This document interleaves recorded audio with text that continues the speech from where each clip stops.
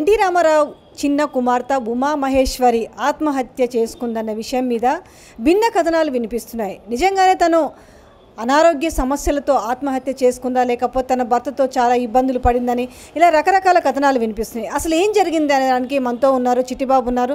Sir, ఏం జరిగింది అంటే తన మామూలు మరణం అయితేనే ఎన్టీ రామారావు గారు, అందులో చిన్న కూతురు బాలకృష్ణ చెల్లెలు, ఏం జరిగి ఉండొచ్చని మీరు అనుకుంటున్నారు? ఇప్పుడు ఆర్థికంగా పెద్ద సమస్య కాదమ్మా, కాకపోతే ఆ భార్యాభర్తల మధ్య విభేదాలు, ఆ గొడవలు చాలా కాలంగా ఉంది. ఇవాళ నిన్న మొన్న పుట్టిన సమస్య కాదు అది. ఈ చాలా కాలంగా ఉంది. పెద్దల మధ్య దాన్ని సర్దటానికి, సమర్థించడానికి అనేక పెద్దల మధ్య మీటింగులు జరిగినాయి. అన్నీ జరిగినా కూడా ఆ పిల్ల నార్మల్గా ఎన్టీఆర్ గారి సంతానంలో ఎవరు కూడా ఎంత వీక్ ఉండరు, అంత వీక్గా సూసైడ్ చేసుకునే అంత. ఎందుకంటే ఆయన పెంచిన విధానం కానీ ఆ ఇంట్లో ఉన్న అట్మాస్ఫియర్ కానీ కొంచెం దమ్ముగానే పెరుగుతారు కదా. అన్నీ ఉన్న ఆ రోజుల్లో చిన్నప్పుడు వాళ్ళు పెరుగుతున్న రోజుల్లో నాన్నగారు పెద్ద పొజిషను, ఇంటి చుట్టూ అందరూ వచ్చేవాళ్ళు పోయేవాళ్ళు కనుక ఏదో వీక్గా పెరిగే మైండ్ సెట్ కాదు, నార్మల్గానే ఆ మైండ్ సెట్ స్ట్రాంగ్ మైండ్ సెట్టే. ఈ పాప మరి ఎట్టా సూసైడ్కి వెళ్ళే అంత పరిస్థితికి వెళ్ళిందని చాలా తనకి తన హస్బెండ్కి మధ్యలో యాక్చువల్గా ఎందుకు మనస్పర్ధలు ఉండుంటాయి అంటే ఎన్టీ రామారావు గారు చూసి సంబంధం కూడా చేసి ఉంటారు కదా. ఏంటి, ఎందుకు వచ్చినాయి వాళ్ళకి గొడవలు? అసలు ఈగోస్ ఇవాళ జనరేషన్కి ఎందుకు వస్తున్నాయంటే ఈగోస్.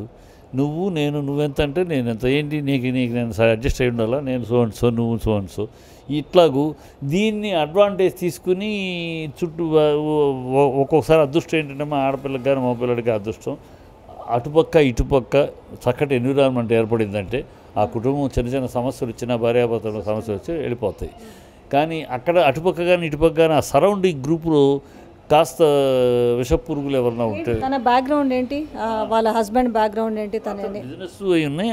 అతని బ్యాక్గ్రౌండ్, అతని చుట్టూ ఉన్న వాళ్ళల్లో కాస్త విషసర్పాలు, విషవృక్షాలు ఉన్నాయనేది నా వివరాలు పూర్తిగా నేను చెప్పలేదు. కానీ ఎందుకంటే ఆ సమస్యలు జరుగుతున్నాయి ఇద్దరి మధ్య. అకారణంగా మనస్తాపానికి గురయ్యే పరిస్థితిలో మా కూర్చుని మాట్లాడుకుని వెళ్ళిపోగలిగిన విషయాలను కూడా, చిన్న చిన్న విషయాలు కూడా పెద్ద ఎత్తున చేస్తున్నారు, ఇంటెన్షనల్గా చేస్తున్నారు. ఎందుకు చేస్తున్నారు అనేది ఆ మధ్యకాలంలో వచ్చిన టాపిక్స్. సో అది బహుశా ఇప్పుడు ఎట్లా అంటే రామారావు పిల్లల సంతానం విషయంలో ఎట్లా అంటే ఒకరి విషయంలో ఒకడు ఇంటర్ఫీర్ అవ్వడు. ఇప్పుడు బాలకృష్ణ వెళ్ళిపోయి ఇంటర్ఫీర్ అవ్వడు, వెళ్ళిపోవటం ఏంటి మా చెల్లి విషయం ఏంటి మీరు అని అడిగే ఉండదు. ఆ నేపథ్యమే అంతా, ఆ ఎవరికాలు వాళ్ళు. ఈ ఉమామహేశ్వర్కి ఎంతమంది పిల్లలు? మొన్ననే చిన్న కుమార్తె, ఒక కుమార్తె పెళ్ళైనట్టు. దీనికన్నా వీళ్ళు ఒకే వేదిక మీద కలిసి చేశారా అంటే రీసెంట్గానే జరిగింది కదా? పెళ్ళెప్పుడు కలిసి చేశారు, అందరూ కలిసే ఉన్నారు, పెళ్ళి జరగడం okay. But at the same time ఈ సమస్య అనేది ఇప్పటిది కాదు. ఈ సమస్య అప్పుడు అలా చాప కింద నీరులాగా అది పొరుగుతూ ఉంది. వీళ్ళ ఇంటి అట్మాస్ఫియర్ ఎట్లంటే ఇప్పుడు మన ఇళ్లలో ఒక సాధారణంగా మన ఇళ్లలో అంటే మన ఇంట్లో ఒక పిల్లకో పిల్లడికో అన్నీ అంటే మొత్తం కుటుంబం వెళ్ళి కూర్చుంటాం. ఇక్కడ ఆ కుటుంబం అంతా వెళ్ళి కూర్చునే నేపథ్యం లేదు.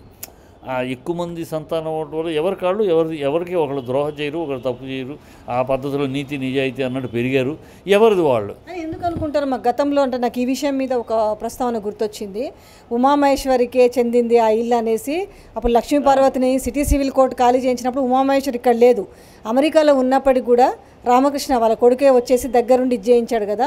అంటే అలాంటి ఆస్తి విషయాల్లో ఐక్యంగా ఉన్న వాళ్ళు ఇలాంటి ఫ్యామిలీ విషయాల్లో ఐక్యంగా లేరనుకోవచ్చా మనం? లేరనుకోవచ్చు. ఆస్తి అక్కడ డబ్బు విషయంలో అక్కడ ఉన్నంత ఇది అప్పుడు ఇంట్లో కూడా ఇంట్లోకి వెళ్ళిపోయి రామారావు గారు ఎక్కడో డబ్బులు పెట్టారు, ఎక్కడ మర్చిపోయారు, పోయి ఆ డబ్బుల విషయంలో ఉన్నంత ఇది పర్సనల్ లైఫ్లో ఎవరిది వాళ్ళే, నీది నాకు పెద్ద ఆయన కూడా ఎవరి వాళ్ళకి ఇచ్చాడు.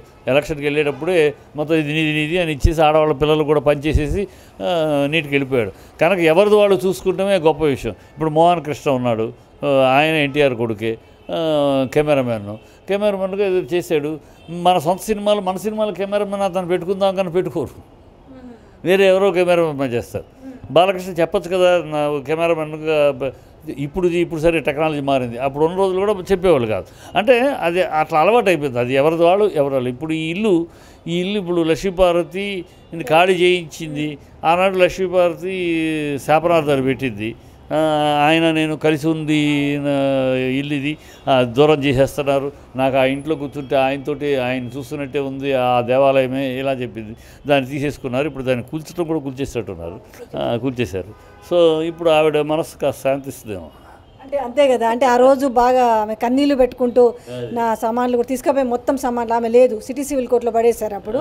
సో ఈరోజు నిజంగా మరి అంటే అసలు ఏంటి అనారోగ్య సమస్యలేనా, లేకపోతే నిజంగానే ఈ ఫ్యామిలీ ఇష్యూస్ భర్తతో ఉన్న గొడవల వల్ల తను ఆత్మహత్య చేసుకుంది అనుకోవచ్చా? ఈ గొడవలతోటి టెంపర్మెంట్ తోటి ఆరోగ్యం కూడా చెడింది.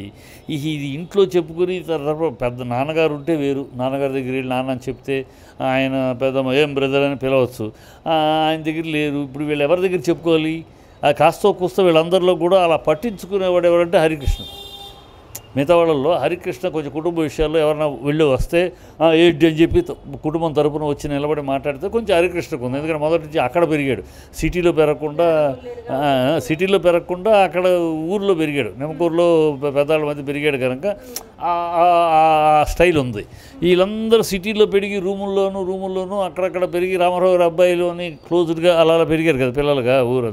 సో వీళ్ళకంతా సెక్యూర్డ్ లైఫే, ఆ ఓపెన్ లైఫ్ లేదు. హరికృష్ణకు ఉండేది. హరికృష్ణ లేడీ వాళ్ళ ఎవరికి వెళ్ళి చెప్పుకుంటారు? వీళ్ళు సమస్యలు వస్తే వాళ్ళ సమస్య వాళ్ళు తీర్చుకుంటామే తప్పితే